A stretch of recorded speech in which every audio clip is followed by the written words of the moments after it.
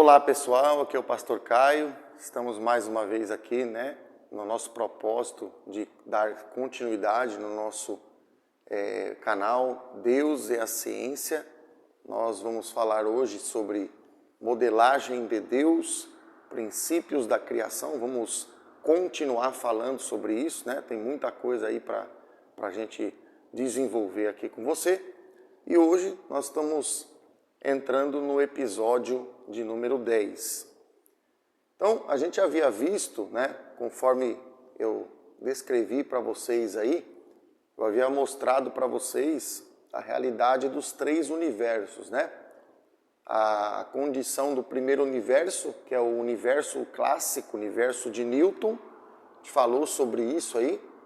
Depois a gente falou do segundo universo, que é o universo de Albert Einstein, A relatividade geral e a relatividade especial que Einstein propôs e revolucionou, o entendimento da física como um todo. E a gente falou que no universo de Einstein havia uma partícula fundamental que é a velocidade da luz, que é chamada de c. Então, essa é o ponto central da teoria de Einstein. Existe algo que é absoluto, invariável, que é a velocidade da luz. E depois a gente havia comentado, sobre a terceira expansão da ciência, que representa o universo da física quântica. A gente viu que existem muitos contribuidores, muitas pessoas que estão contribuindo nesse universo, mas existiu um pioneiro, Existiu alguém que trouxe uma condição inicial para que isso começasse a se desenvolver, que foi Max Planck, que está aqui representado nesse terceiro universo aqui. Então a gente falou sobre isso, a gente até comparou lá com o versículo bíblico, as três regiões, que estão ali propostas para o alcance da igreja, E depois a gente falou dos confins da terra. Então lá fala Jerusalém, Judeia e Samaria, representando, o universo de Newton, de Einstein e da física quântica, Max Planck. E aí o versículo termina falando sobre os confins da terra. Então estou fazendo um review aqui para você. E os confins da terra representam as pessoas que até hoje, como a gente havia falado, que estão contribuindo para que a física quântica continue descobrindo mais coisas, para que a física quântica seja mais bem expandida, para que o seu conhecimento se torne ainda maior. Então a gente falou sobre isso, eu estou dando uma pincelada rápida para você recordar. Se você porventura não viu, confere aí os nossos vídeos anteriores, aí a gente fala em detalhes sobre isso. Bom, a gente vai fazer uma comparação agora dentro da realidade física com a nossa realidade teológica. Então o que a gente pode fazer uma comparação, onde a gente pode enxergar uma comparação entre a realidade física e a realidade teológica, que é a realidade da Bíblia Sagrada. Então, a gente tem aqui as figuras Newton, Einstein e Max Planck, que a gente acabou de falar. E Newton, começando por ele estabelece três leis. Então, eu vou colocar aqui no quadro, Newton ele foi o precursor, que ele fez a primeira parte do primeiro universo, e ele vai estabelecer três leis. Vamos colocar a primeira lei que ele estabelece, é a primeira lei chamada Lei da Inércia.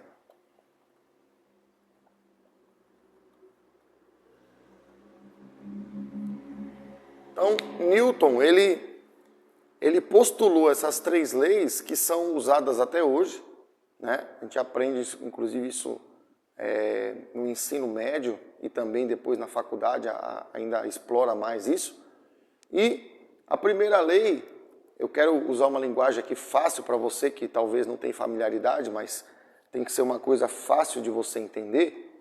A primeira lei, chamada Lei da Inércia, se a gente for traduzir ela de uma forma simples, a gente poderia dizer que é a lei que se refere ao deixa como está.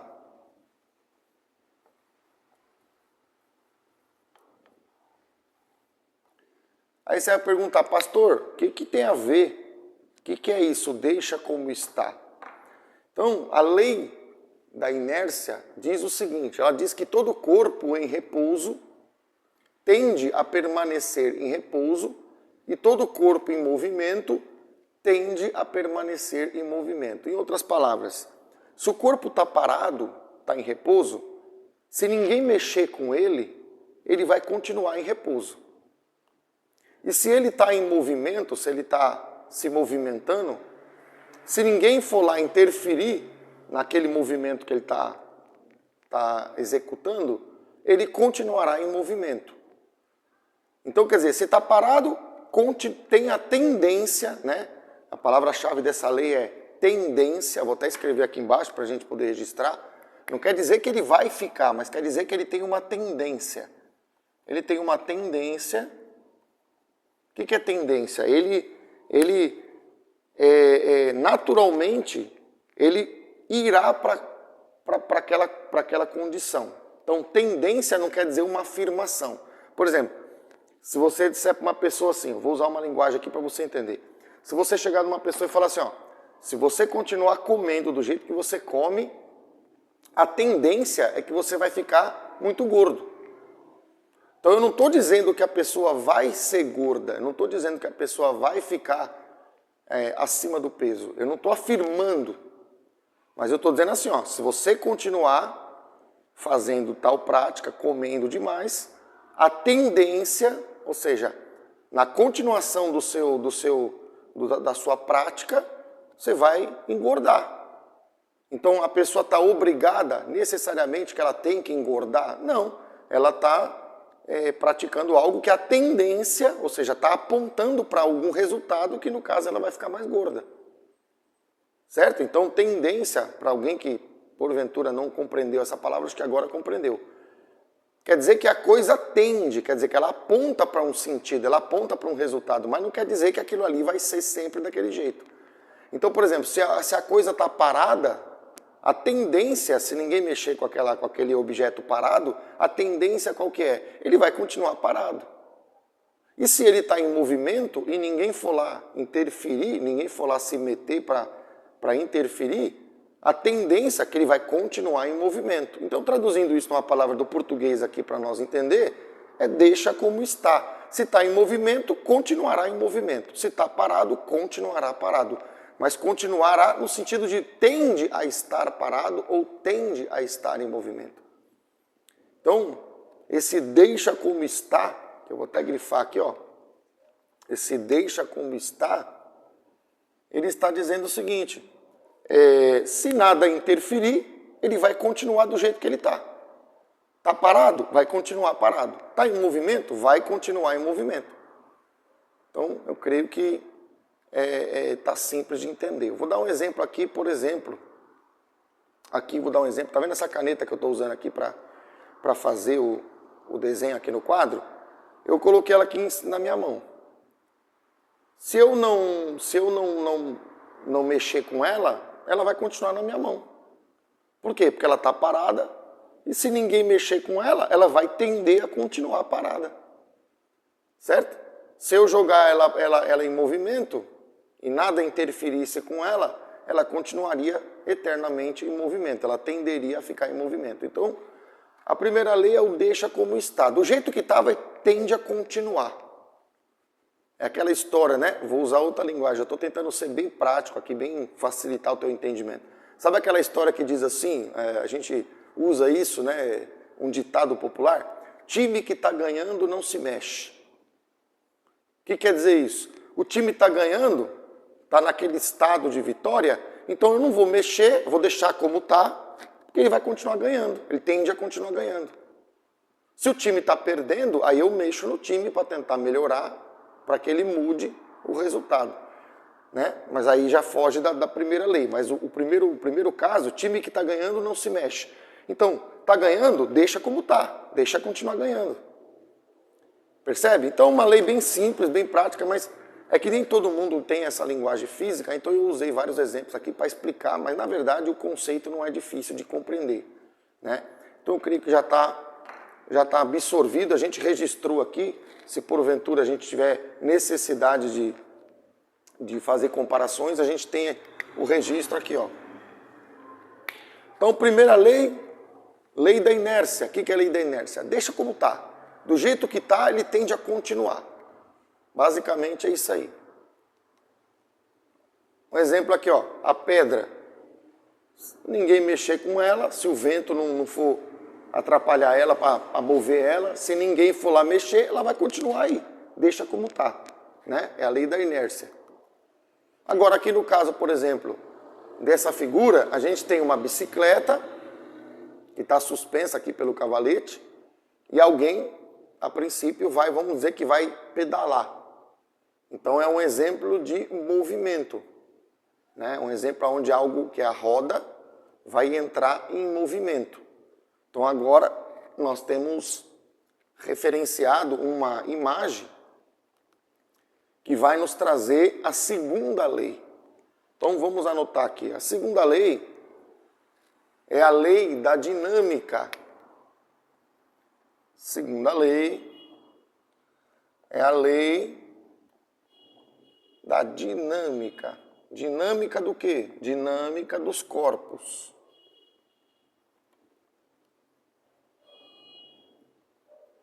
O que é dinâmica, pastor? Essa palavra não me é tão familiar. Dinâmica é movimento. Traduzindo, é como se for a lei do movimento dos corpos.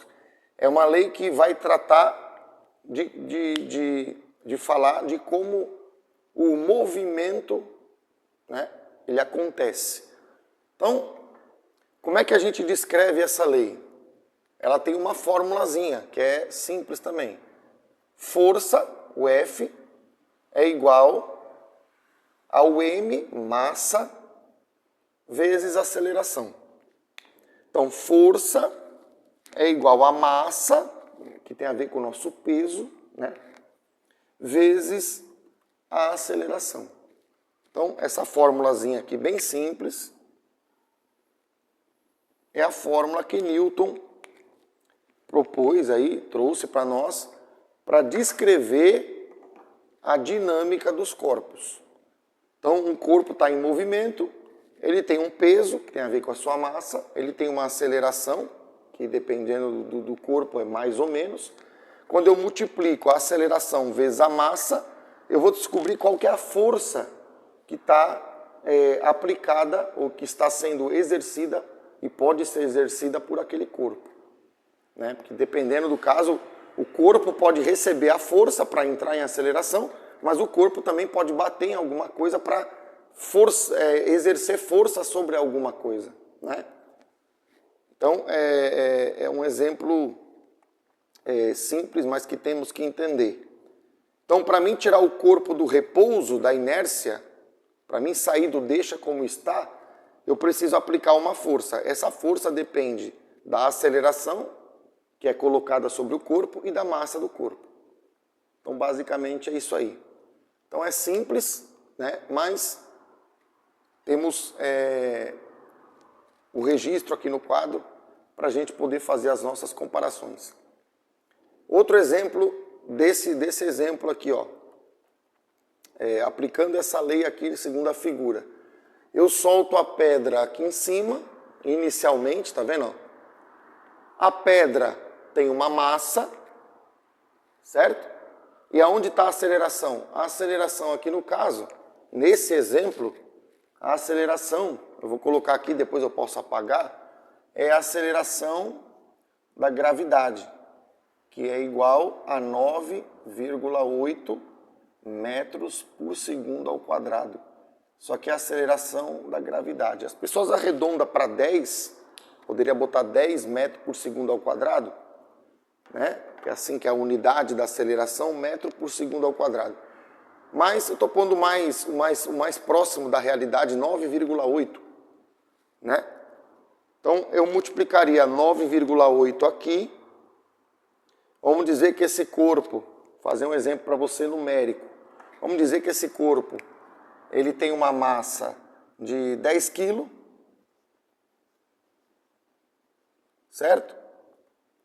eu vou multiplicar por 9,8.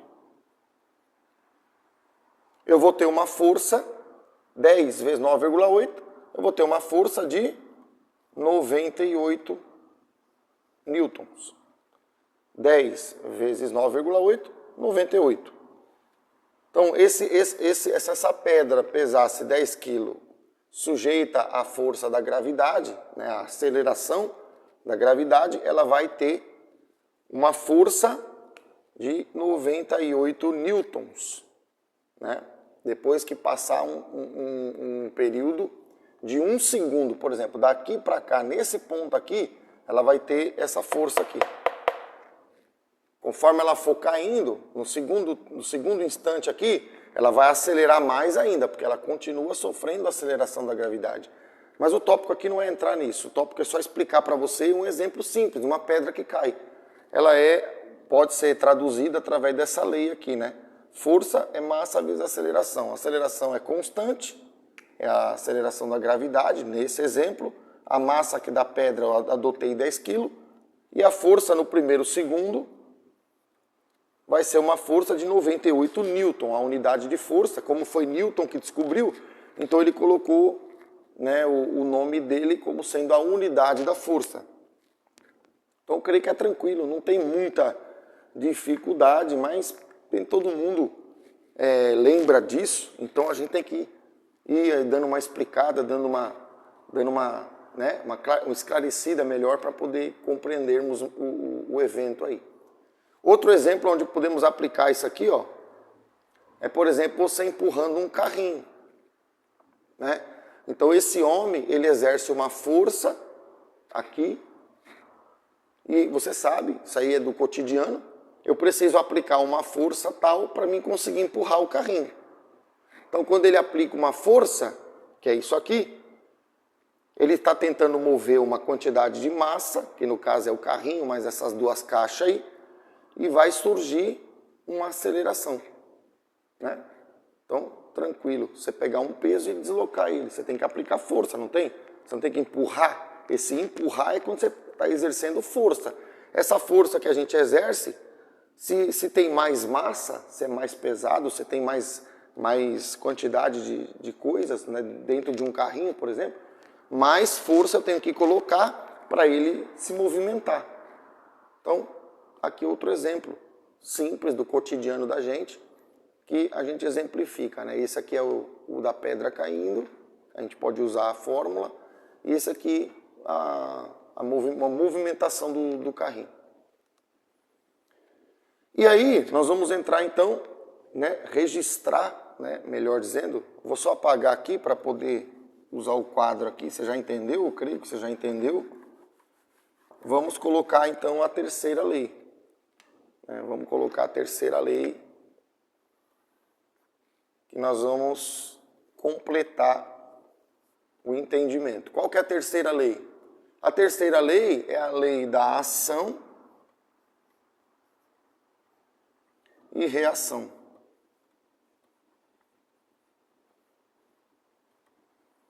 Então, a terceira lei é a lei da ação e reação. Como é que a gente traduz, né? Como é que a gente poderia traduzir isso daí na nossa linguagem cotidiana, né? Como é que a gente poderia traduzir isso? Eu vou traduzir isso aqui de uma forma bem simples. Bateu, levou.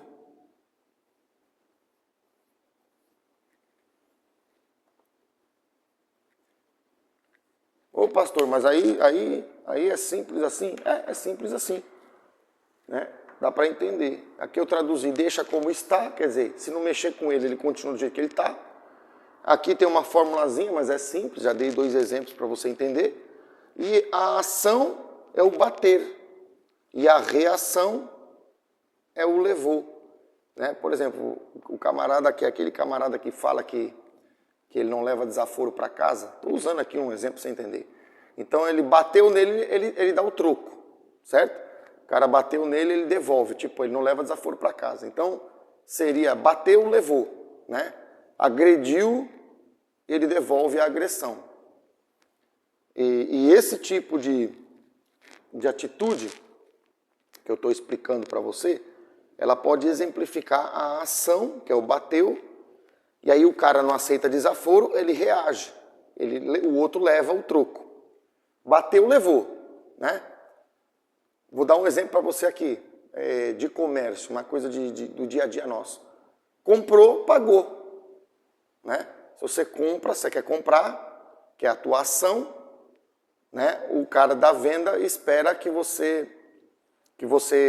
a tua ação venha com dinheiro e a reação dele é que vem com o produto, né? Qual que é a minha ação? Boto 10 reais lá, qual que é a reação dele? Ele me dá o pacote de pão dele lá. Então qual que é a ação? Botar o dinheiro no balcão. Qual que é a reação do cara? Entregar o produto que eu fui comprar.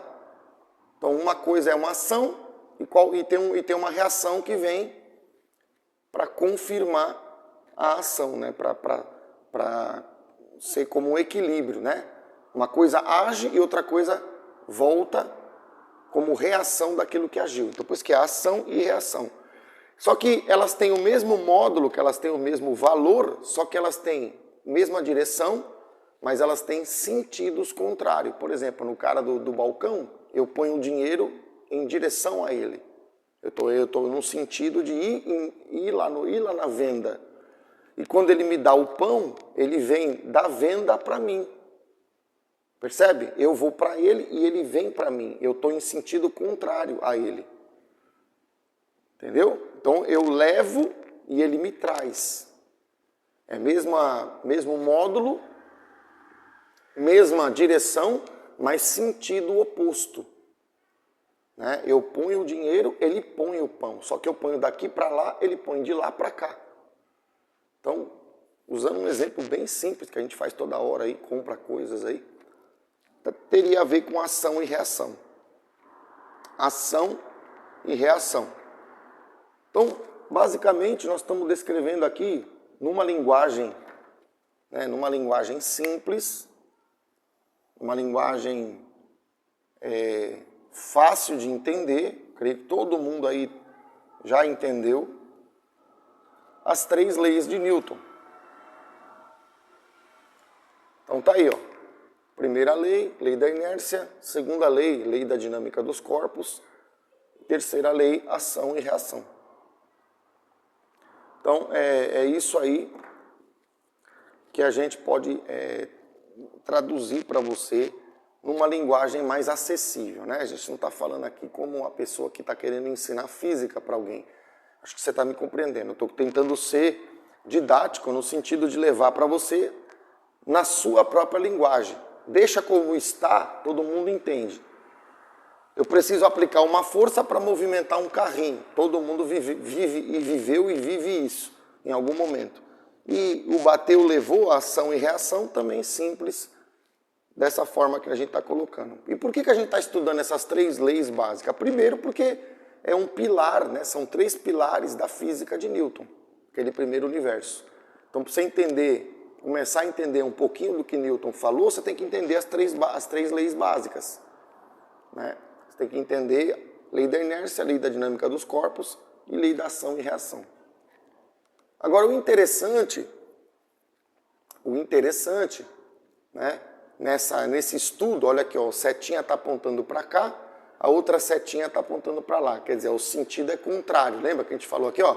Mesmo módulo, mesma direção, sentido contrário. Eu dei o exemplo do cara que vai na venda, põe o dinheiro, e o cara que dá o pão no sentido contrário. Agora aqui a gente tem no desenho, no exemplo do carrinho, a mesma coisa. Uma setinha está para cá, outra setinha está para lá. E destas três leis, existe uma lei que é o centro, vamos dizer assim, que é o ponto central para que a gente entenda o que Newton veio trazer, a contribuição dele. E essa lei central é a segunda lei. Então, vou anotar aqui. A lei central, vou botar aqui um C de central, certo? É a segunda lei. Então, lei central. Então, a lei central, qual que é? das três, é a segunda. Seria, vamos dizer assim, o vértice, né? Seria o meio, o centro daquilo que Newton colocou para nós. E por que é importante a gente entender isso? Porque no meio cristão, na teologia bíblica, né? Na teologia bíblica, vou até anotar aqui, ó. Deixa eu ver aqui. Eu vou apagar isso aqui, porque você já entendeu a aceleração da gravidade, né? Isso aqui eu escrevi para dar um exemplo, mas agora eu vou colocar algo que a gente precisa ver na parte teológica. Então, na física, só para salientar, a segunda lei é a lei central. Na teologia, ou seja, no meio cristão, na Bíblia Sagrada, nós temos Pai, né, vou escrever aqui, nós temos Pai, Filho e Espírito Santo.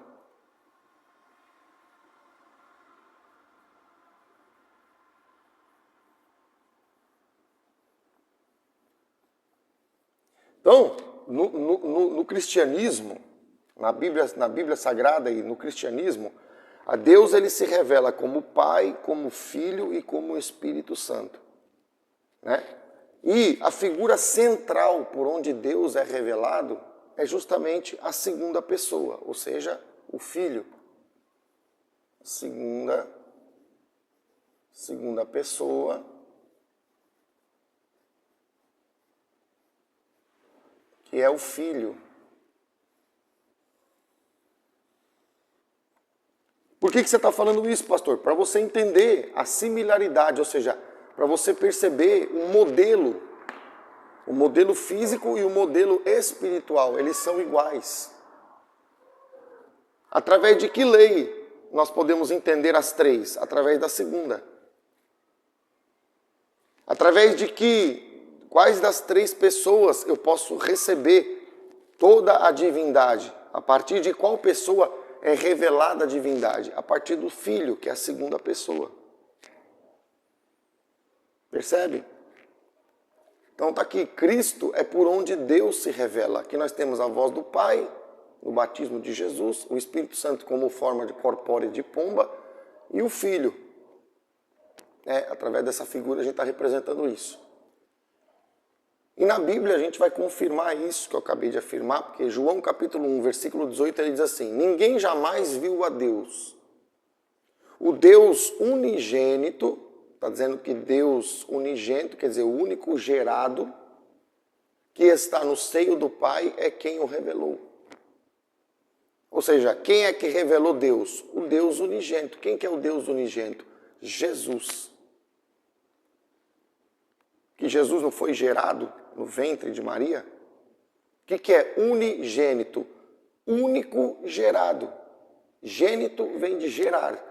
Único quer dizer o único gerado. Quem é que foi gerado como ser humano?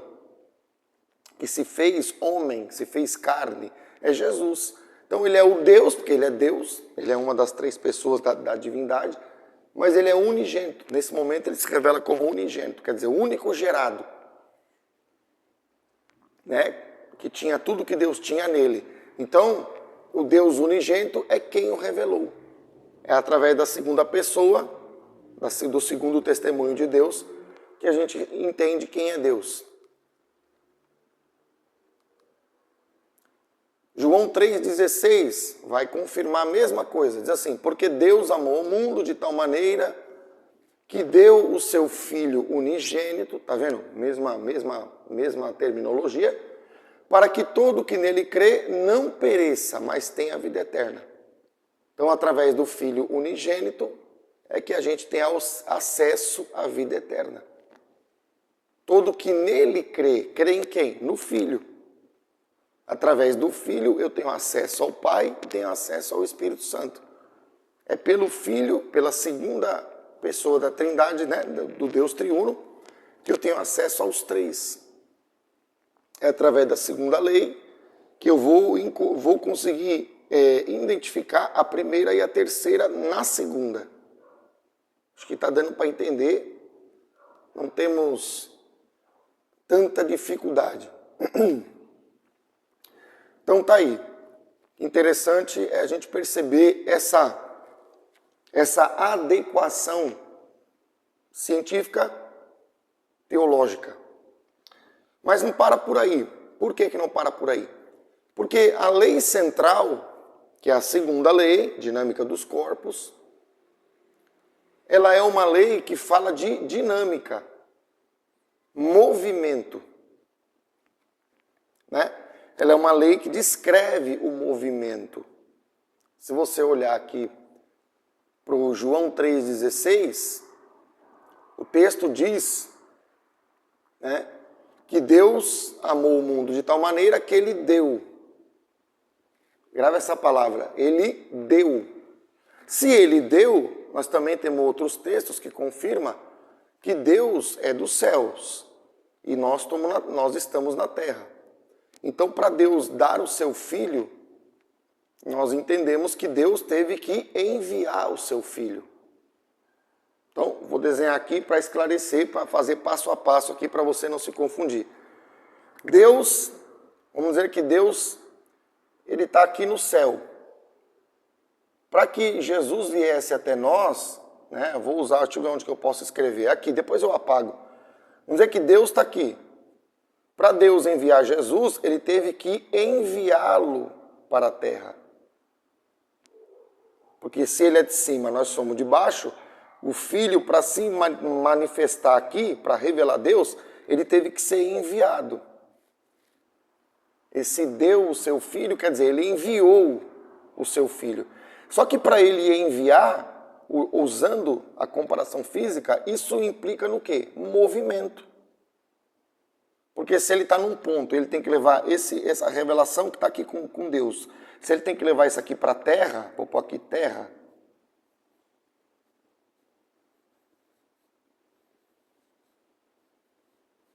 Se Deus tem que mandar o seu Filho para a terra, que é onde a gente está, e ele é dos céus, né? Depois eu apago, só para você compreender. Ele estava num lugar, ele tinha que vir para outro lugar. Em outras palavras, ele tinha que sair daqui e vir para cá, para ser enviado para nós, como ele foi. Então ele teve que sair desse ponto e vir para esse ponto. Falando nesse sentido, comparativamente com a segunda lei, isso aqui é movimento. Porque se ele está aqui, para ele se manifestar aqui, ele teve que vir, ele teve que fluir até nós. É claro que Deus é onisciente, mas só que Jesus, ele não vem de uma forma onisciente. Aí que está o detalhe. Você pode argumentar que sim. Não, pastor, mas peraí. A Bíblia diz que Deus é onisciente, sabe tudo, onipotente, pode tudo, e onipresente. Se Deus está em todos os lugares, ele não precisa sair daqui e vir parar aqui. Só um raciocínio correto, não está errado. Só que você deve atentar para o detalhe de que Jesus, quando ele veio como homem. Ele veio na condição de manifestação de filho. E esse filho tinha corpo. Concorda comigo? Jesus é uma pessoa em forma humana. E se Jesus veio como um ser humano, Jesus tinha corpo. Concorda comigo? Se Jesus tinha corpo, dá uma olhadinha para a segunda lei. Dinâmica dos corpos. Dinâmica, lei da dinâmica dos corpos. Está apontando para a dinâmica e está falando que a dinâmica trata de dinâmica de corpos. Jesus é o primeiro corpo. Então, por isso que faz sentido, apesar de Deus ser onipresente, a manifestação do Filho na Terra tem a ver com o deslocamento, em outras palavras, com o movimento, que é dinâmica, são sinônimos, do Filho para cá. E o Filho tinha corpo físico. A lei, que é a segunda, fala de dinâmica dos corpos. Ah, pastor, mas por que Jesus é singular e aqui é corpos? Porque Jesus ele foi enviado. Só que depois que Jesus foi enviado, né? Eu vou apagar aqui, que eu acho que você já entendeu. Isso aqui para a gente poder facilitar a nossa visualização no quadro aqui. Depois que Jesus foi enviado, que ele foi o nosso Salvador, ele foi enviado, movimento para confirmar a lei. Dinâmica é movimento. Isso aqui é movimento. O que é dinâmica, pastor? Movimento. Estou frisando várias vezes para você não ter como não entender. Então, a movimentação saiu daqui e veio para a terra. Só que Jesus é o primeiro corpo. Só que depois que Jesus volta para Deus, ele envia-nos. Né? Ele nos envia, conforme a promessa dele, para as nações. Então ele envia a igreja. Opa, Razuru, né? Deixa eu desenhar melhor aqui, que às vezes a imagem visual ela nos ajuda a compreender. É uma didática, né? A igreja, que somos nós, que crê em Jesus, Deus envia a igreja daqui para cá. Para onde? Para as nações. Ah, pastor, como é que a gente viu isso? A gente viu isso, inclusive, lá na lição anterior, né? Nas lições anteriores. Que Deus ele mandou que se falasse do Evangelho, ser testemunha de Jesus, Jerusalém, Judeia e Samaria. Eu abri aqui esse vídeo dizendo que Jerusalém, Judeia e Samaria tem a ver com física clássica, física relativística de Einstein e física quântica que foi inaugurada por Max Planck. E depois os confins da Terra, que é o desenvolvimento da física até hoje. Então, se Jesus envia a igreja, onde está escrito isso, pastor? É só você pegar Marcos, se você quiser conferir, mas isso é simples, todo mundo acho que conhece esses textos. Se você pegar o texto de Marcos 15, 16, Jesus ele dá uma ordem para a igreja. Essa ordem começa com ide. O que é ir? Ir é, na verdade, sair daqui e ir para lá. Deixa eu só arrumar aqui que eu coloquei Marcos 15, 16. Na verdade, irmão, é Marcos 16, 15. Só troquei aqui, tá? Mas isso não muda nada, porque a gente corrige aqui. Depois você vai lá na Bíblia. Eu olhei aqui para um banner aqui que eu tenho aqui, tem esse versículo até anotado. Então, Marcos 16, 15, isso também aparece em Mateus, tá? Mateus 28, você pode ler o finalzinho ali. Mateus 28, 18, 19, 20, por ali. Jesus, ele envia. Então, se ele envia e a igreja é feita de várias pessoas, vários corpos, então aqui confirma a dinâmica dos corpos. Jesus é um corpo que é enviado, que confirma a segunda lei, a lei da dinâmica. Só que para que o que Jesus deixou como missão, que é o ir, eu tenho que ir daqui para lá, eu tenho que ir para Jerusalém, eu tenho que ir para a Judeia, eu tenho que ir para Samaria e eu tenho que ir para os confins da terra, que são as nações. Então, se eu tenho que ir, eu tenho que me movimentar. Olha que interessante. Estou mastigando bem, irmão, para você não confundir, para vocês acompanhar. Eu tenho que me mover daqui até onde eu for cumprir o ID. Para mim cumprir o ID, eu tenho que me mover. Então eu tenho que exercer, vários irmãos, vários cristãos, eles vão, que são corpos, certo? A igreja é feita de pessoas, logo vários corpos, no plural. Esses corpos, que são os cristãos, eles têm que entrar no movimento para ir lá, falar do evangelho. Então é a dinâmica dos corpos. Olha aqui a confirmação aqui, ó. Eu posso fazer uma setinha aqui, ó. Percebeu? Percebeu que existe uma similaridade em tudo que Deus estabelece? Detalhe que eu posso colocar para vocês, uma coisa que a gente pode refletir, é que a dinâmica dos corpos que está escrita nas Escrituras foi revelada muito antes de Newton. Newton é lá por volta de 1600, 1700, por aí. Fazem um pouquinho mais de 200 anos que Newton trouxe a física clássica. A igreja foi designada pelo ID há mais de 2000 anos. Percebe que tem uma dinâmica dos corpos, dos cristãos que tem que ir?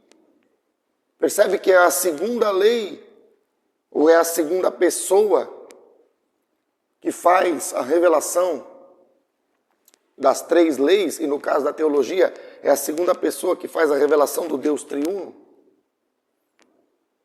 Percebe que Jesus foi o primeiro corpo enviado, apesar de Deus ser onipresente, como eu falei, Jesus se materializa num homem, de forma corporal. Né? E aqui a gente pode confirmar mais um detalhe. Se você parar para refletir comigo, não só Jesus foi enviado para a terra como um corpo, mas se você ver aqui no batismo de Jesus, vamos dar uma olhadinha aqui na figura. Se você ver aqui o batismo de Jesus, a Bíblia, isso é bíblico, tá? Você vê que o Espírito Santo, ele se materializa, ele se apresenta numa forma corpórea de uma pomba. Então, o Espírito Santo também, o Espírito Santo também veio dos céus e ele se apresenta numa forma de corpórea, um corpo que foi assumido ou foi representado através de uma pomba. Então aqui também se confirma a dinâmica dos corpos. Por quê? Porque teve um corpo que se moveu, que foi Jesus, e teve outro corpo que se moveu, que é o Espírito Santo, que se manifestou numa forma de corpo, corpórea, como uma pomba. Está aqui, ó. Percebeu que o próprio Deus, como são dois, o Espírito Santo e Jesus, em forma corpórea, você já tem dinâmica dos corpos na própria divindade. Mas isso vai ampliar-se quando os corpos, os cristãos, vão dinamicamente se mover para as nações. Então, mastiguei bem mastigadinho. Se você não é da área, você vai entender claramente o que eu estou colocando, porque eu estou fazendo tão minuciosamente a explicação aqui, eu estou tentando ser bem minucioso, para que você não tenha nenhuma dúvida. Para que fique bem nítido, né, o que eu estou colocando aqui, para que a gente possa compreender. Então tá aí. A gente vê que a segunda lei é o centro, a segunda pessoa é o centro, através do qual tudo é revelado. Mas não para por aí. Né? Não para por aí. Por quê? Porque a segunda lei, ela também aponta para Jesus, porque o regime da lei do FMA, ele pode acontecer de duas maneiras. Ele pode acontecer de forma estática, regime estático, e ele pode acontecer num regime dinâmico. Opa! O que isso tem a ver, pastor? Isso tem a ver que o 2, né, estático e dinâmico, são dois regimes.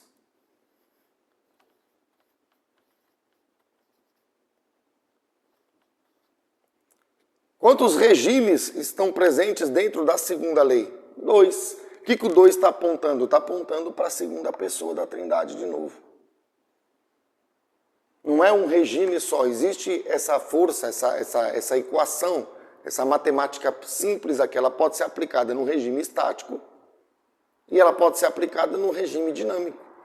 Então, se eu tenho dois regimes para poder usar essa lei, isso está apontando de novo para quem? Para o 2. Quem que é o 2? Quantos corpos se manifestou do céu para vir para a terra? 2.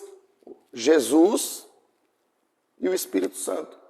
2. Está vendo que tudo está apontando para Jesus? Quantos regimes eu tenho? 2. Qual que é a lei principal? A segunda. Quem revelou o Deus triuno? O segundo testemunho. Percebe? Tudo aponta para a pessoa bendita de Jesus. Então, a gente começa a compreender que há uma perfeição, há uma simetria. Pastor, o que é simetria? Nunca ouvi essa palavra. Simetria é quando uma coisa, ela é, por exemplo, ela é algo que tem uma correspondência. Por exemplo, se eu colocar, vou usar um conceito matemático, depois eu apago, tá? É só para você entender. Se eu colocar 10 e eu quiser algo simétrico, eu vou ter que ter uma correspondência do outro lado de menos 10. 10 de um lado, menos 10 do outro, é como se fosse um espelho. Você olha no espelho, o que você vê? A tua imagem. Ela é igual a você. É simétrica a você. Se você olhasse no espelho e visse metade de você, ou um rosto diferente de você, o espelho não seria uma expressão simétrica da sua pessoa, mas como ele é a expressão simétrica da sua pessoa, então a gente tem no espelho uma correspondência de quem eu sou, da minha forma. É exatamente isso que a gente está vendo na física e na teologia. Existe uma simetria. Esse conceito é importante você entender. Por quê? Porque quem criou a física é o Deus da teologia. Se o Deus da teologia criou a física, e a física foi feita, a princípio, por ele, então a física está refletindo ele. É essa a ideia da simetria que eu quero passar para vocês. E você está percebendo isso de várias coisas que eu citei aqui. Né? A segunda lei, 2 corpos que se moveram, a igreja que se move até as nações, né? Dinâmica e dos corpos, tudo isso aí que a gente falou. Então, bacana demais a gente perceber isso aí. Então, tá ali, ó. Segunda lei revela 2 formas, tem a ver com o 2, que tem a ver com o Filho. Né? E como é que a gente pode explicar? Pastor, eu quero entender o que é estático, o que é dinâmico. Não estou entendendo isso aí, o senhor não explicou. Vou apagar aqui para a gente poder fazer a nossa explicação, né? Que eu anotei as leis aqui, fiz bem grande, e aí eu não tenho espaço aqui muito para escrever. Mas se você quiser, anota isso aqui, pega, tira um print, né? Tira um print aí e vai ficar bem bacana. Você vai conseguir identificar isso tudo aí. Mas eu vou apagar aqui, você já entendeu. Então eu vou apagar para a gente poder continuar dando sequência no que a gente está trabalhando aqui. Ok? Então tá, vamos lá. Então o que é o regime estático?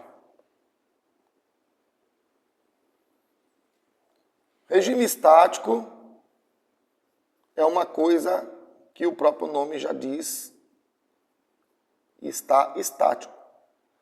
E o que é estático? Na nossa linguagem comum, parado.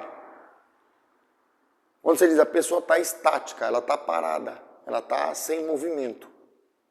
Né? Pastor, como que isso é entendido na lei? Por exemplo, eu tenho o carrinho aqui. Eu vou aplicar uma força, terceira lei, uma ação, e o carrinho vai reagir contra mim, no sentido contrário, de acordo com a força que eu colocar nele. Mas, por exemplo, vamos dizer que esse carrinho precisa de 15 newtons para ele se mover. E eu aplico só 10. Por exemplo, o carrinho não sai do lugar. Por quê? Porque ele precisa de mais força para entrar em movimento. É quando você pega aquele peso muito pesado e você não consegue levantar do chão. Sabe quando você pega aquele negócio e fala, pô, isso é muito pesado. Não dá para me tirar sozinho aqui, eu não consigo mover isso. Eu vou chamar alguém para me ajudar. Então você está fazendo força, mas você não está conseguindo mover, você não está conseguindo entrar na dinâmica. Porque apesar de você fazer força, a força que o peso exige é maior e você não tem às vezes condições, dependendo do caso, a gente não tem condições de pôr mais força. No exemplo aqui eu coloquei, né, eu vou usar aqui o exemplo, o carrinho aqui é uma suposição. O carrinho está exigindo 15 newtons para entrar em movimento assim, ó, nesse sentido aqui, ó. Né? No caso, da esquerda para a direita. Ou da direita para a esquerda, conforme como você está vendo aí. Então ele precisa de 15, só que o cara está aplicando 10. O carrinho entra em movimento? Não. Por quê? Porque está faltando 5 ou 5,1 para que a força que o cara está aplicando seja maior do que o peso do carrinho. Então, quando eu aplico uma força, mas ela não é suficiente para levar aquele carrinho para entrar em movimento, apesar de eu estar pondo força, o carrinho não está se movimentando, porque está faltando força para ele entrar, precisa de mais força para ele se movimentar. Então, eu estou pondo força, mas ele não se mexe. Em outras palavras, ele está no regime estático. Ele continua parado. Eu estou empurrando. É que nessa parede aqui, ó, que eu estou gravando aqui, ó, vamos dizer, estou pondo minha mão aqui. Eu estou fazendo força aqui, eu estou pondo meu peso aqui na parede. Mas a parede saiu do lugar? Não. Por quê? Porque para mim afundar essa parede para dentro, eu vou precisar de muito mais força. Então isso aqui que eu estou fazendo aqui, ó, esse exemplo que eu estou apertando a parede aqui, isso aqui é um exemplo de regime estático. Agora eu pego esse negócio aqui que eu estou usando para movimentar os slides. Eu faço isso aqui, ó. Eu estou pondo força e ele está saindo do lugar, porque eu tenho força suficiente para levar ele para lá. Aí é o regime dinâmico.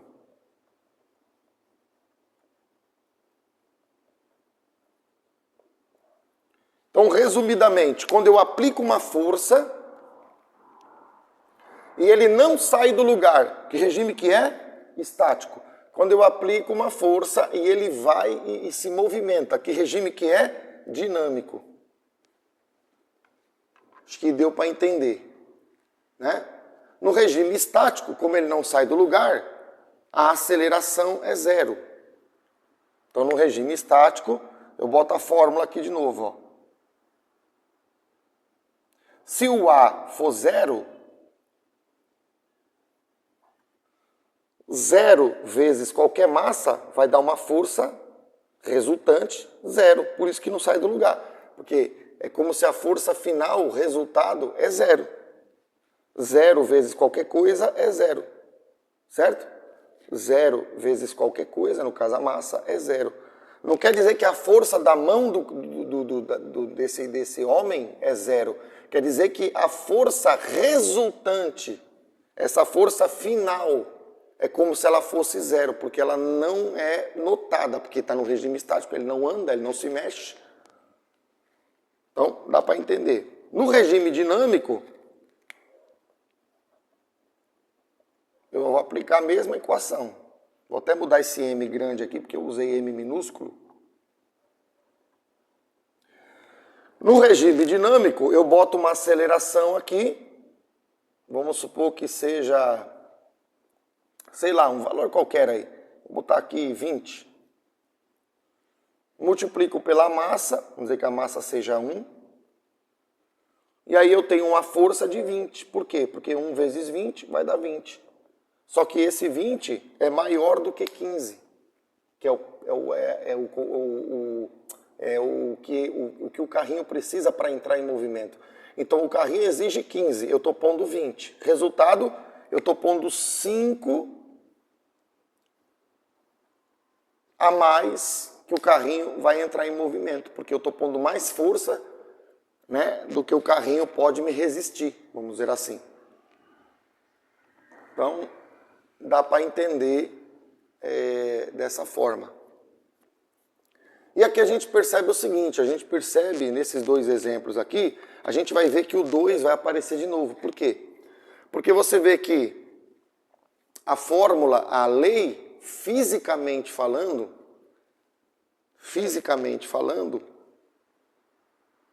o homem está pondo uma ação, mas ele não está com os olhos naturais, ele não está percebendo a reação. Fisicamente dá uma impressão que a lei está falhando. Dá uma impressão. Só que eu não tenho só o jeito físico de analisar, porque pelo jeito físico eu estou pondo uma ação, mas a reação não está sendo percebida. Ela está acontecendo, mas não está sendo percebida. Né? Por que você diz que está acontecendo, pastor? Porque o cara está sentindo na mão ali a força que ele está fazendo. Na hora que ele põe, ele sente nele a reação, mas o carrinho não se move. Então, fisicamente, dá uma impressão que a lei não está sendo válida, mas isso é só uma impressão. Porque fisicamente dá essa impressão, mas como é que eu confirmo que isso está de acordo com a lei? Eu percebi isso não foi pela lei física, eu percebi isso pela lei matemática. Quando eu ponho A igual a zero, zero vezes qualquer coisa dá zero. Então quem prova para mim que isso aqui está sendo válido é a matemática. Então tem a forma física de observar e tem a forma matemática. Quantas formas nós temos para observar? Mais uma vez, vou colocar onde aqui que tá difícil. Vou colocar embaixo aqui. Mais uma vez eu tenho duas formas que confirma a segunda pessoa. Eu tenho duas maneiras de perceber. Qual é a primeira maneira? A maneira física. Porque no regime dinâmico eu percebo fisicamente que o carrinho se move. Então eu não preciso nem de argumento matemático. Eu apertei força, o carrinho movimentou. Fisicamente, visualmente, eu já percebo o movimento. Agora, quando eu boto força e o carrinho é tão pesado que ele não sai do lugar, fisicamente eu não consegui perceber. Aí quando eu vou para a matemática, eu entendo que a força que eu estou colocando, por exemplo, ela está sendo, a aceleração está sendo zero, porque a força que eu estou colocando é insuficiente para movimentar o carrinho. Zero vezes qualquer coisa, zero. Então, o que eu não percebi do jeito físico, eu percebo do jeito matemático. Percebe isso? Então, se eu tenho um jeito físico, vou escrever aqui, se eu tenho uma forma física de analisar, e eu tenho também uma forma matemática, eu tenho duas formas, que é o que eu coloquei o 2 aqui, confirma a segunda pessoa. Percebe que tudo está apontando para a mesma coisa? Está apontando para a mesma coisa. Então, duas formas de interpretar, né? Duas formas de interpretar. E a gente percebe, irmãos, que a primeira lei, né? A primeira lei, deixa eu pegar aqui, a primeira lei, lei da inércia, e a terceira lei, elas vão concordar com a segunda. Eles vão concordar com a segunda. O que está aqui nos slides, eu estou olhando, né? Estou fazendo uma leitura, é o que eu já acabei de te antecipar. Então eu estou tentando trazer para vocês o que vem a seguir. Que é o que está aqui, ó. Então a primeira lei e a terceira lei estão apontando para a segunda. Por quê? Porque a segunda pessoa, a segunda lei na física e na teologia, a segunda pessoa é o centro. Como é que eu percebo isso? Como é que a gente pode entender isso? Vamos analisar. Quando está no regime estático, o carrinho está recebendo força, mas ele não sai do lugar. Em outras palavras, ele não se mexe. Confirma a primeira lei. Por quê? A primeira lei, traduzindo no português, é deixa como está. O cara está até fazendo força para que isso não seja verdade, mas ele não está conseguindo mover o carrinho. Então o carrinho fica como está. Ele está parado, continua parado. Confirmou a primeira lei. E a terceira lei é confirmada quando a gente vê, estou falando no sentido físico, né? Que o matemático eu já expliquei. No sentido físico, quando entra em movimento, existe uma ação e existe uma reação. Eu não agi, eu não fiz uma ação sobre o carrinho? Fiz. O carrinho não entrou em movimento? Eu pus força o suficiente, ele entrou em movimento. Então tem uma ação, a minha força no carrinho, e tem uma reação, o movimento do carrinho. Então a segunda lei, você vê que a terceira lei está concordando com a segunda, assim como no regime estático, a primeira lei está concordando com a segunda. Interessante observar isso aí. Então está aqui, ó, regime dinâmico, que eu acabei de falar, né? Eu estou pondo 20, ele precisa de 15, está fazendo resistência de 15, 20 é maior, entra em movimento. E a gente vai perceber que no regime dinâmico, no regime do movimento, a primeira lei também vai ser confirmada. Né? Vai ser confirmada. Deixa eu ver se eu tenho aqui um slide que mostra isso. Aquele exemplo que eu dei da roda de bicicleta. Vou dar um exemplo aqui para você. Um exemplo fácil. Quando eu pego uma roda de uma bicicleta e movimento o pedal, a roda entra em movimento, certo? Se a primeira lei diz que ela tende o deixa como está, se eu botei a roda em movimento, a tendência é que a roda ficasse eternamente em movimento. E por que isso não é verdade? Por que isso não acontece? Isso não acontece porque existe uma condição de atrito. Então eu botei lá uma força, se não existisse o atrito, aquele movimento seria eterno. Por quê? Por causa da primeira lei, deixa como está. Botou em movimento? Deixa como está, continuará em movimento. Só que existe uma coisa chamada atrito. O que é o atrito? É aquilo que está dificultando o movimento. Ele está tentando impedir o movimento. Então ele não para a roda imediatamente, mas conforme a roda vai girando, aos poucos o atrito vai tirando energia do sistema. Chega uma hora que a roda vai diminuindo, chega uma hora que a roda para. Então, no regime estático, a lei da inércia é confirmada, e no regime dinâmico, né, ela também é confirmada. Só que ela é confirmada agora no sentido do atrito. O atrito vai roubar energia.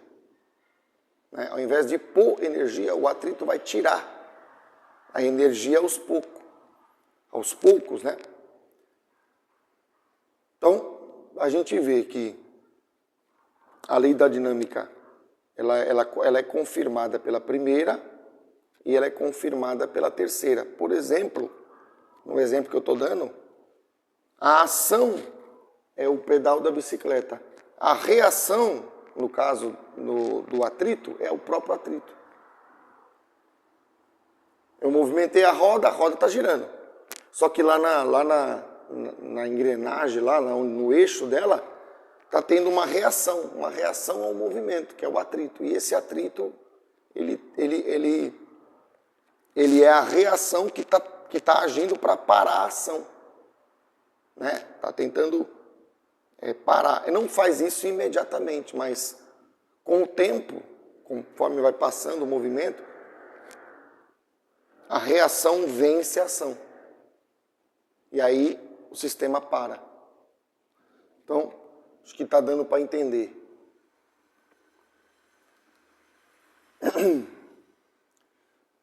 Então é esse propósito aí. O que a gente está entendendo com isso? O que a gente pode tirar daqui? Que as três leis concordam entre si. Porque se essa aqui é a lei central, e essa lei aparece aqui dentro, e essa lei aparece aqui dentro, ou seja, se a inércia aparece aqui dentro, a tendência é continuar como está, mas existe o atrito.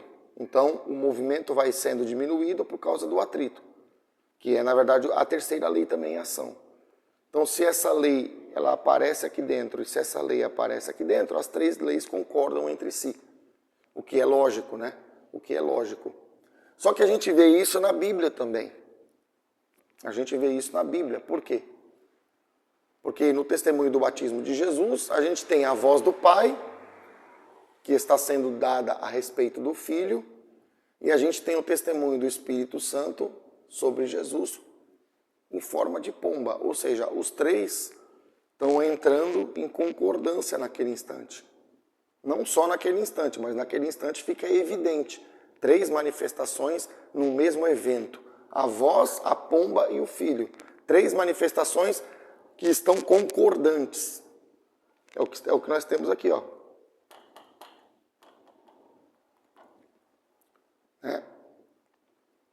Lei da dinâmica. Tá movimento, tem movimento, a tendência é que continue em movimento. Concordou com a primeira lei.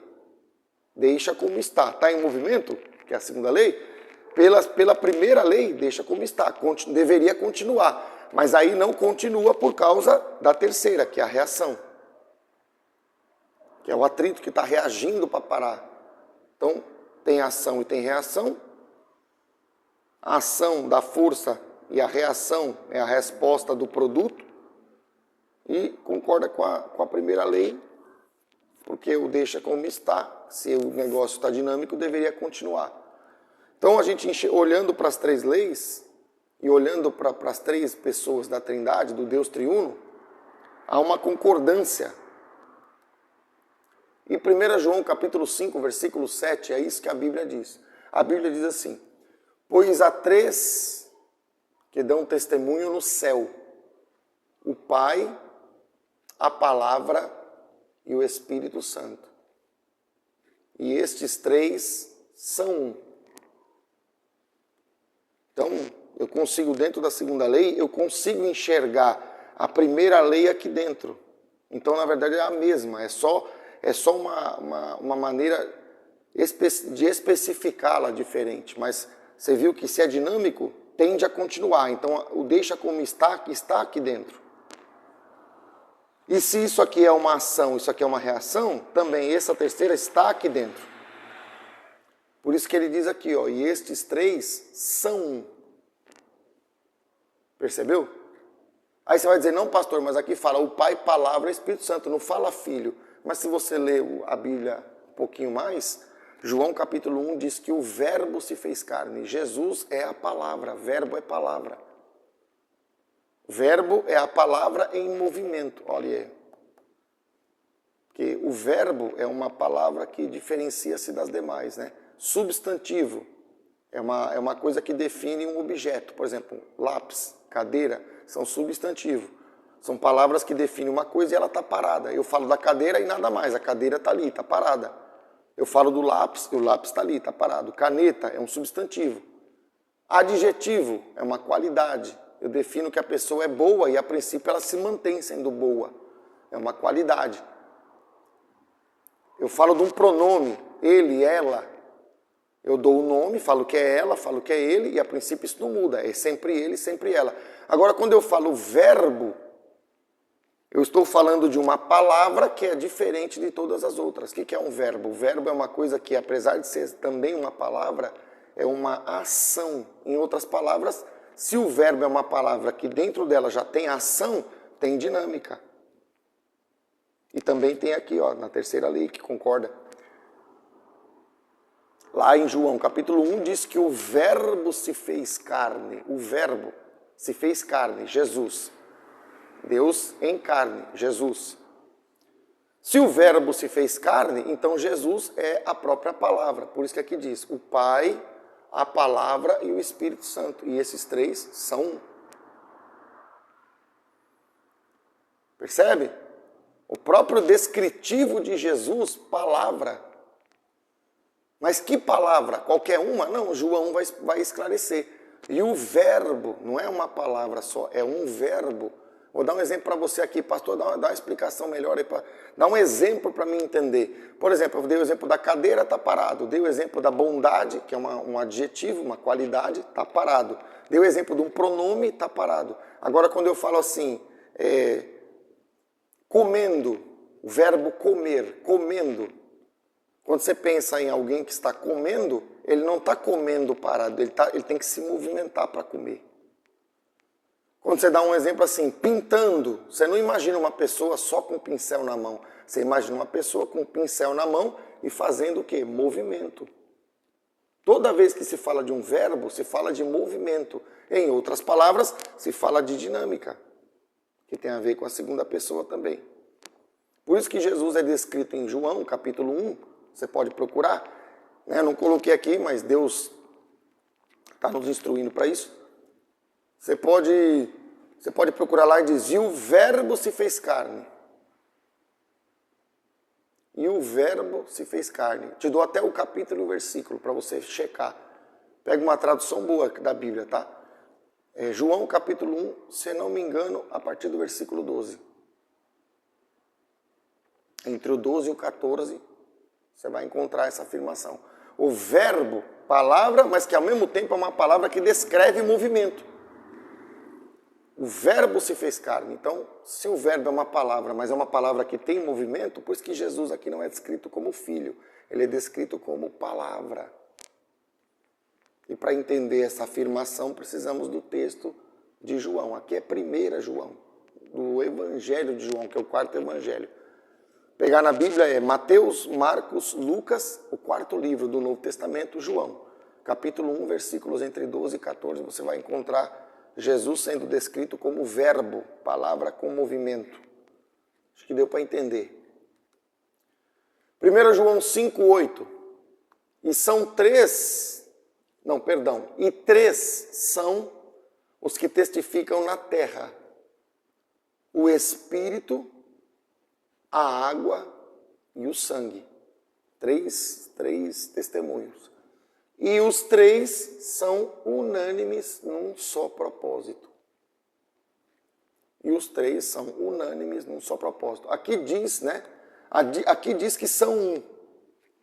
Quer dizer, é o mesmo. Você viu que dentro dessa aqui, as outras duas estão dentro. É uma descrição de Deus no céu. Agora, na terra, são três que testificam na terra. Na terra, a descrição já diz que eles estão separados, uma descrição trina separada, e diz que há uma unanimidade. Também é verdade isso em relação às três leis. Elas são unânimes, ou seja, elas concordam. Certo? E são unânimes num só propósito. Né? Então a gente pode entender isso. E a gente também pode entender que aqui está falando de uma dimensão, céu, e aqui está falando de outra dimensão, terra. Quantas dimensões Deus está descrevendo? 2. Por quê? Porque a revelação sempre vem no Filho, que é a lei central, né? Onde as outras duas aparecem. Então você vê que há uma dimensão no céu e há uma dimensão, um testemunho depois diferente na terra. Então céu e terra, porque está apontando para a segunda pessoa, que é Cristo, por onde Deus se revela, para confirmar mais uma vez isso aí. Ok, pessoal? Então, né? Eu quis trazer para vocês aí o início, nós vamos desenvolver bastante isso aqui.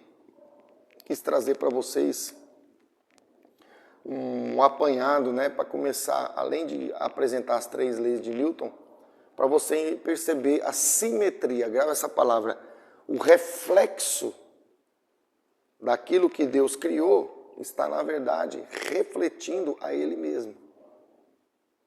Por que são três leis? Por que não são 5 nem 2 só?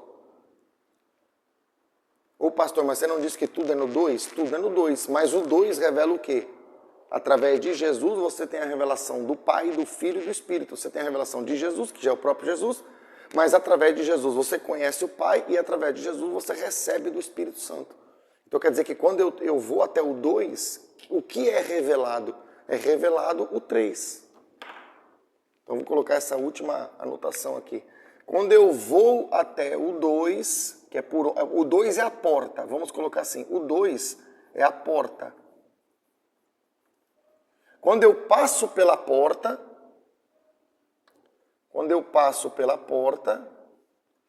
o que tem atrás dessa porta? Né? A porta sempre será Jesus, é o 2. Quando eu passo pela porta, o que tem do outro lado da porta? O Deus triuno, que é o 3. Quando eu entendo o que é a lei da dinâmica, você vê que dentro delas estão as outras duas. Em outras palavras, através dela eu posso compreender as três. Porque depois que o 2 aparece, vai ser revelado pelo 2 o 3. O que é o 3? O Deus triuno. Né? Por que a gente tem 3 dimensões visíveis? Altura, largura, profundidade. Porque aquele que criou o espaço fez segundo a sua pessoa, segundo a sua revelação. Aquilo que veio depois da porta. Por que no átomo, só estou citando, eu só estou soltando aqui algumas pinceladas, mas não é o foco, mas eu senti de colocar. Por que no átomo eu tenho elétron, próton e nêutron? Por que na célula eu tenho citoplasma, plasma e núcleo? 3 partes. Por que que no tempo eu tenho hora, minuto e segundo? Aí você vai dizer assim, não, pastor, mas aí eu tenho semana, eu tenho mês. Sim, só que para você definir o relógio, que é onde você faz a contagem básica, você tem 3 dimensões de tempo, segundo, minuto e hora. Percebe isso? Então, o que eu estou mostrando para vocês, estou só citando, a gente vai falar bastante coisa ainda, é para você ver que a simetria é perfeita, porque quem criou todas as coisas se espelhou nas coisas que fez. Quando você pega um artista, vou dar esse último exemplo aqui, e você vê o artista fazendo um quadro, aquele quadro tem um pouco do artista nele. Por quê? Porque o artista vai colocar nele as suas inspirações, vai colocar nele os seus desejos, vai colocar nele a sua vontade, vai colocar nele o que ele mais tem prazer de que seja expresso ali. Deus, quando fez a natureza, ele colocou na natureza uma simetria de muitas maneiras, que nós estamos só citando algumas, para que as pessoas pudessem perceber que aquilo que está na criação tem a cara e tem o jeito do Criador. Quer que eu te dê um último exemplo? Quer que eu te dê um último exemplo aqui? Pastor, me dá um exemplo bem fácil, vou dar um exemplo bem fácil que Deus está me trazendo aqui. Né? Vou procurar um lugar aqui para poder expressar isso aqui. Vou apagar aqui. Você já entendeu mesmo? Já foi explicado isso aqui? Vou usar essa anotação que eu coloquei aqui e vou fazer. O 2 é a porta, certo? O 2 é a porta. O 2 é a porta. Para você gerar um ser humano, você precisa de 2 pessoas. Qual que é a porta para gerar? 2 pessoas. Você precisa do quê? Macho e fêmea. Macho e fêmea. Se tiver uma pessoa, não gera. E se tiver 2 pessoas igual, também não gera. Então já uma dica aí. Então, a porta é o 2. Quantas pessoas tem aqui? 2. Com essas 2 aqui, o que aparece? O filho. Que é o quê? O terceiro da família. Então você vê que a própria genealogia, o que é isso, pastor? A própria forma da nossa replicação como espécie tem a ver com isso aqui que eu acabei de mostrar. Você precisa de 2, você precisa de uma porta. Aponta para quem? Jesus. Eu preciso da porta. Se eu não tiver essa porta, não consigo descobrir o que tem do outro lado. Quando eu tenho a porta, através da união do macho e da fêmea, gera o quê? Gera o filho. Só que aí eu tenho o macho 1, eu tenho a fêmea 2 e eu tenho o filho 3. O 2 revela o 3. O 2 revela o 3. Certo? Então, observa bem a simetria. Observa, estamos falando muito de simetria. Deus me traz um último exemplo aqui. Eu ia encerrar, mas me veio. Você vê que nas Forças Armadas a gente tem quantos poderes? A gente tem marinha, aeronáutica e exército. Exército por terra, marinha no mar e aeronáutica no céu. Terra, água e ar. Terra, água e ar. Agora olha que interessante. Quem está no ar domina a água e domina a terra. Concorda comigo? Quem está no ar domina a água e domina a terra. Quem está na água não domina o ar. Não necessariamente. Quem está na terra não domina o ar. Mas quem está no ar, a aeronáutica, domina as águas, porque voa sobre elas, e domina a terra, porque também voa sobre elas. Quando chega no 3, é isso que eu estou querendo mostrar, fica completo. O que você tem lá na justiça? Oh, mas Jesus quer falar aqui hoje. O que você tem na justiça? Poder legislativo, poder executivo e poder judiciário. Poder legislativo faz as leis. Poder executivo executa as leis. Poder judiciário julga se não estiver de acordo com a lei. Poder legislativo, podemos representar Deus Pai. Poder executivo, executou. Se executou, está em movimento, que para executar tem que entrar em movimento. Dinâmica, Jesus. Ó, estou puxando para o fórum, estou puxando para os poderes aí constituídos. Poder legislativo são as leis, é o que está no papel. Certo? Os decretos, as leis. Poder executivo é aquele que executa o que está na lei, que põe em prática. Se põe em prática, põe em movimento, põe em execução. Execução é dinâmico, já apontou para Jesus. E poder judiciário, o que é? Judiciário é o juiz com os colaboradores lá do tribunal que vão aplicar a lei no sentido de punir aquele que não cumpre a lei. Né? Não só nisso, mas estou falando no sentido daquele que desrespeita a lei. Então você vê, são 3 poderes. Por que essa simetria? Por que essa simetria? Você vai para as subpartículas da matéria, você vai ter 3 também, né? E aí não vou entrar mais aqui, já vou fugir. Pastor, mas você está falando de Deus da ciência, você deu exemplo aí de tribunal, você deu exemplo aí de um monte de coisa. Pois é, irmão, para você ver que não fica só restrito à ciência. Eu estou usando a ciência porque a ciência seria o que tem se desenvolvido muito nos últimos anos, nos últimos tempos. Mas você vê que se aplica-se a todas as áreas. Se aplica a todas as áreas. Então a gente está expressando um pouquinho nesse conteúdo que tudo tem a ver com a simetria, com o reflexo do Criador na obra. E a gente vai falar mais sobre isso nos próximos vídeos. Ok? Um grande abraço para todos e que você possa incentivar outras pessoas para consumir esse conteúdo que eu creio que vai ajudar pessoas aí e que pode também trazer uma nova forma de pensar acerca de Deus e da ciência, que é isso um dos objetivos aqui do nosso trabalho. Um grande abraço a todos e até a próxima.